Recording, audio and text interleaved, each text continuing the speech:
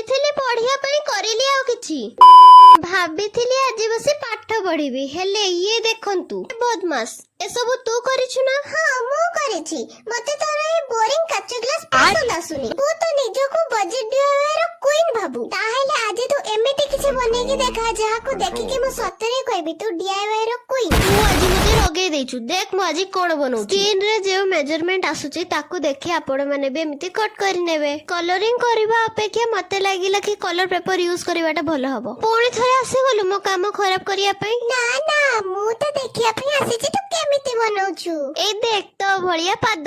ଯା କହିଲା ମୋ ଭଳିଆ ପାଦ। ୟାର କ୍ୟୁଟ କ୍ୟୁଟ ଆଖି ବନେଇ ନବା ତାପରେ କ୍ୟୁଟ କ୍ୟୁଟ ପାଦ ବନେଇ ନବା। ଭଲ ଭାବରେ ୟାକୁ ଆମେ ଜଏଣ୍ଟ କରି ନବା। ଏବେ ଦେଖନ୍ତୁ ଫାଇନାଲ ଲୁକ୍। ଆମ ବିଲେଇ ପାଇଁ ଆଜି ମୁଁ ଏତେ ସୁନ୍ଦର ବନେଇଦେଲି ଦେଖନ୍ତୁ। ୟାକୁ ଏବେ ସାଇଡ କରି ୟାକୁ ଆଣିବା। ୟାକୁ ଆମେ 3 ପ୍ରକାରର ୟୁଜ କରିବା କାରଣ ଇଏ ହଉଛି 3 in 1। ମୋ ଚଷମା ମୋ ଅପେକ୍ଷା ୟା ଉପରେ ବେଶୀ ସୁଟ କରୁଛି ଆଉ ୟା ଉପରେ ଫୋନ ରଖି ଫିଲ୍ମ ବି ଦେଖିପାରିବା। ଆମର 90 days ଜର୍ଣ୍ଣିର ସାଥୀ ହେବା ପାଇଁ ଏବେ ହିଁ ମତେ ସବସ୍କ୍ରାଇବ ବା ଫଲୋ କରିନିଅନ୍ତୁ। କୁଆଡେ ଗଲା କେଜାଣି ଆମର ସେଇ ବଦମାସ ବିଲେଇ। ଆଜିକା ପାଇଁ ବାଏ ବାଏ।